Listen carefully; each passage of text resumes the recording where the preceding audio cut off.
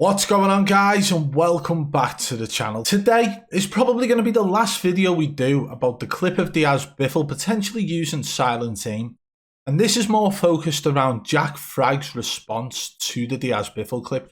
He broke that down extremely well, and to the point where a lot of the things that he said, 95% of the things that he said in that video were in fact true. The way he broke it down, the way he explained it from the gameplay side of things, were in fact extremely good, and hats off to Jack Frags for doing that. He did look at it in an unbiased point of view, but there is something that he missed, and we're going to be showing that today. So if you do enjoy the video, guys, be sure to hit that thumbs up if you're new, subscribe and turn on notifications so you don't miss any future videos, and don't forget to follow me on Twitter at BadBoy Beaman. It's the best place for you guys to stay in touch and up to date. Right, let's crack on with the video. So a couple of things we're going to point out today is the fact that Jack Frags goes into detail about how only one bullet hits, okay? Headband has actually done a video recently where he's shown two bullets connecting, and it shows, based off of what Jack Frags used as an example, about how once you've broken the armor and you get a blue flash of the armor plate, it then flashes white to the crosshair when it connects. And Headband actually broke that down, but that's not what this video is about today. I want to concentrate on how when Jack Frags talks about the bullets hitting certain places and how it causes a small puff of smoke.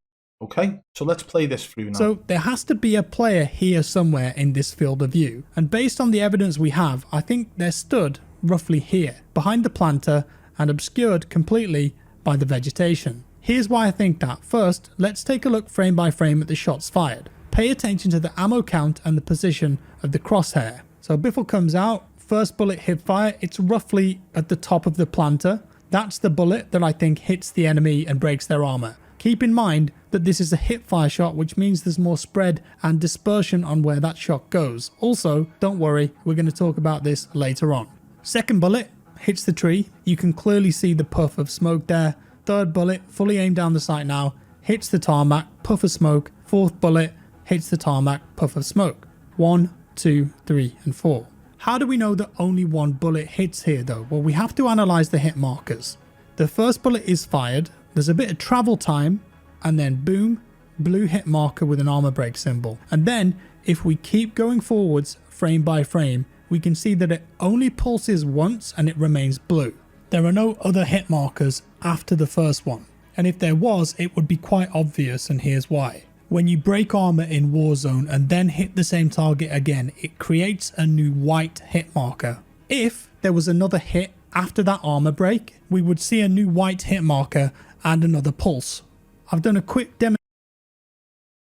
Okay, so we've watched that through now, and this is a similar scenario to what Headband mentioned in his video, where he's talking about the hit markers, okay, but that's not what I'm talking about now. The thing I want to concentrate on in this today is the puffs of smoke. This is what Jack Frags used as an example to show and demonstrate exactly where those bullets landed. So we're going to pull it back a little bit now to the point where he talks about how DIAZ BIFFLE hits his first shot, which causes the armor break. That's the bullet that I think hits the enemy and breaks their armor. Keep in mind that this is a hip fire shot, which means there's more spread and dispersion on where that shot goes. Also, don't worry, we're going to talk about this later on.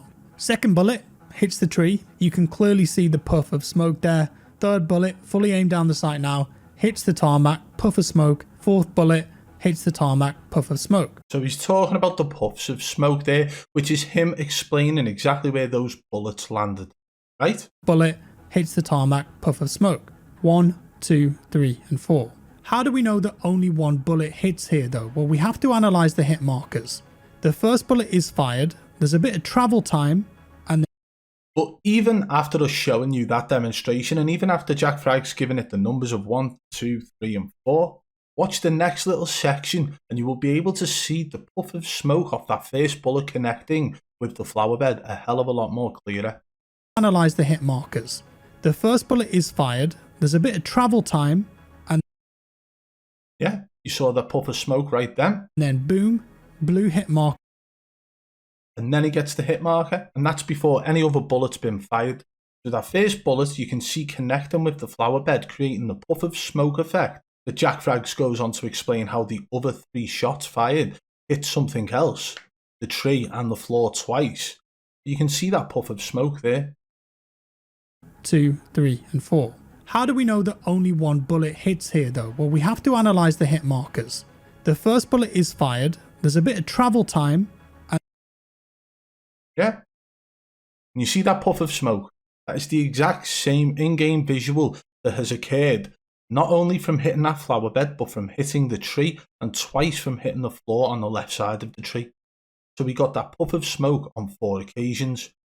Do you get that puff of smoke if your bullet doesn't connect to the wall? No, you wouldn't. If it hits an enemy, it's not going to give that puff of smoke. Now let's go on to the next point where Jack Frags actually demonstrates how that concrete flower bed is not wall bangable. after a few attempts, I did manage to hit him this way, and on multiple occasions. So it is possible to shoot people through that foliage with a lucky hipfire shot. Remember that hipfire has spread. As demonstrated here, hipfire bullets do not always go to the center of the crosshair, as you can see. Sometimes, however, they do.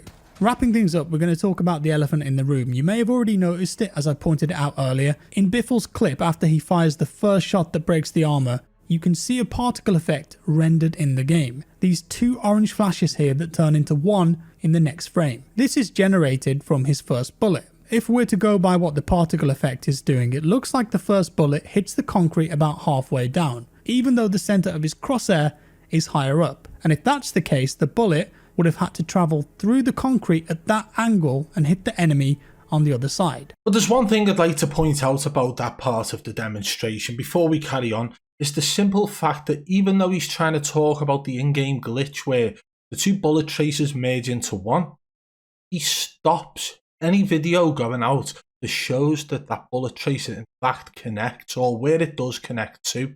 So we've already seen the puff of smoke from his own video previously where he failed to mention the puff of smoke on the flower bed. But then when he's actually demonstrating about the two bullet traces merging into one and how that's an in-game glitch, but then he doesn't actually carry on showing where that bullet tracer in fact goes to or where it connects with. Seems a bit far-fetched, doesn't it? If you know about Warzone, you'd probably guess that you can't shoot through something this thick with an SMG, even with FMJ on. So again, I tested this. Johnny is standing roughly at that angle, and I'm attempting to hit him through the concrete.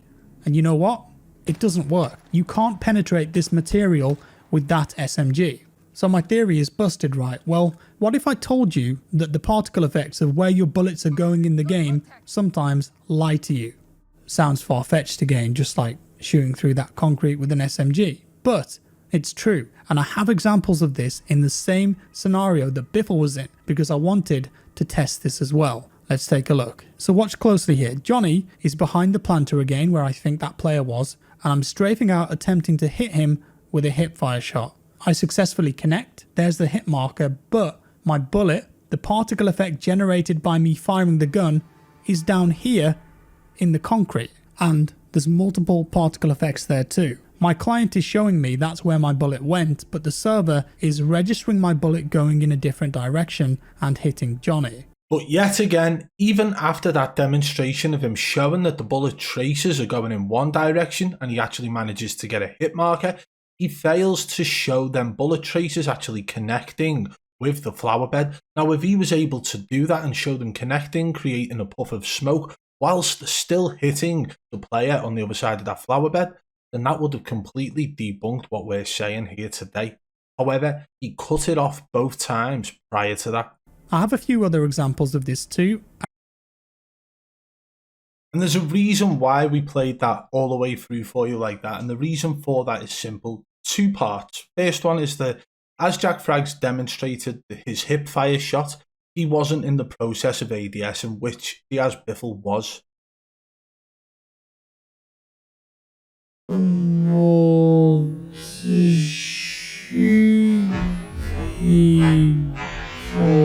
And whilst it may not be the clearest of examples or comparisons here, you can clearly see the difference in the crosshair placement. On the left side here, you can see Jack Frags is clearly above the plant base. So it's actually in the plant. So of course, his bullets are going to hit anyone stood behind it because his crosshair placement is above. Now, although he says it took a couple of times, what you got to realise is DIAZ BIFFLE done it in one go. Now, like I said, it's not the clearest of examples, But if you just remember here, I would say that Jack Frags is clearly above the plant base. So it's nowhere near the concrete. To shoot people. But if you have a look now at this moment here, you can actually see DIAZ Biffles is actually on the plant base. Now there isn't much difference in location if you think about how far away the crosshair placement was. But if you think about how DIAZ Biffle's crosshair was placed on a concrete plant bed that can't be wall banged, and how Jack Frags was placed in the plants, which clearly can be shot through, that's a massive difference. But it's not just that either. It's the big difference between the fact that Jack Frags is explaining how this is a hipfire shot, when in fact, DIAZ Biffles was not a hipfire. He was in hipfire, but he was in the process of ADSing as he took that first shot. As you can tell by the shape of his crosshair, as you can tell by the movement of his weapon as he continued to shoot, as soon as he jumped around that corner, he was already in the process of ADS.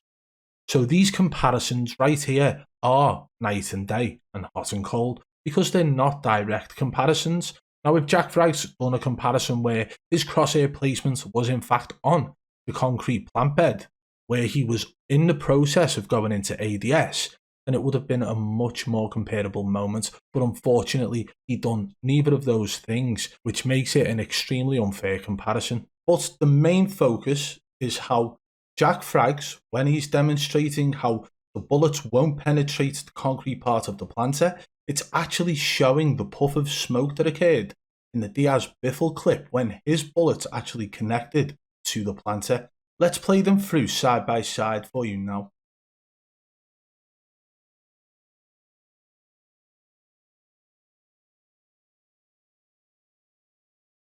And once again, it's very hard to actually get a direct comparison here to show you the exact puff of smoke at the exact same time due to how different the clips actually are. But what we're going to do now, we'll focus on the one on the left, which is Jack Frags. You see the sort of cloud of smoke occurring after his bullet connects with the concrete plant bed. But now let's take a look at the one on the right, which is DIAZ Biffles. Right here you can see the puff of smoke.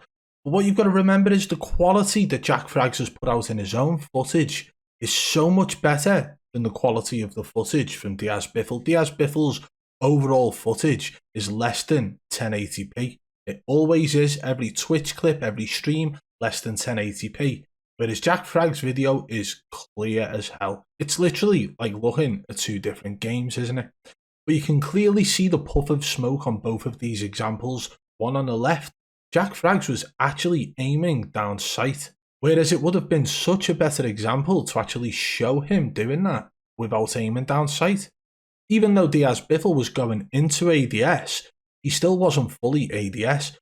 But of course, the demonstration from Jack Frags at this point was just to demonstrate how you cannot shoot through the concrete, and the simple fact is there's an enemy here.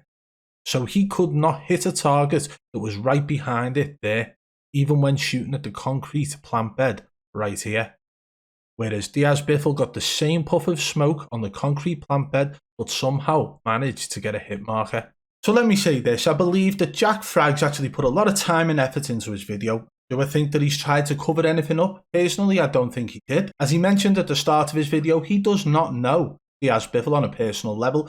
Never played with him, never watched his content, but he was fascinated by this clip. So he's put a lot of time and effort into trying to break it down to see exactly what's what. But there were definitely some things that were different about each clip. But the one thing that remains the same is the fact that Jack Frags mentions about that puff of smoke when a bullet connects to a certain area. He mentions it on the tree, and he mentions it about twice hitting the floor. 4 bullets were fired, but he did not mention the puff of smoke that occurred when DIAZ Biffle's first bullet was fired when it hit the plant bed. And that is when he broke the armor. And as you can see in Jack Frags' video, he's actually demonstrated that that plant bed cannot be penetrated by bullets, even with FMJ. So how on earth did he get a hit marker at the same time as his first bullet hitting the planter and actually causing the puff of smoke that occurs when a bullet hits a concrete object? That's the question. Is it silent aim? Is it toggle aimbot? Well, whatever it is, it's shown to be probably one of the most confusing and suspicious clips out there at this moment. Well, there we have it, guys. Jack Frags explains about the puffs of smoke that occur off every bullet that lands, doesn't hit, but he also claims that it is only one bullet that hits, and as we've seen in that recent headband video, he actually showcases that 2 bullets actually hit. So whilst Jack Frags looked at it head on from a very unbiased point of view, there were a couple of things missed. But the main thing I wanted to focus on today was what we've shown you already, which was the puff of smoke that actually hit the flower bed from the first bullet fired. Okay, so if that is the case, and that was Jack Frags' argument for those bullets not actually registering, then why did the first bullet that actually hit a blue plate cause a puff of smoke on that flower bed? And how on earth did he get a hit on an enemy when the puff of smoke landed on that flower bed after Jack Frags clearly demonstrated that that flower bed was not wall bangable? Well, there you have it. A couple of things were missed by Jack Frags, and a couple of things that still leave that clip out in the open as being probably one of the most suspicious clips of DIAZ BIFFLE. If you did enjoy today's video, guys, be sure to hit that thumbs up if you're new, subscribe and turn on notifications so you don't miss any future videos. If you want to support the channel further, you can hit that blue join button today and become a member of the Triple B fam. And don't forget to follow me on Twitter at BadBoy Beaman. Until next time, I'll catch you on the flip side. Peace!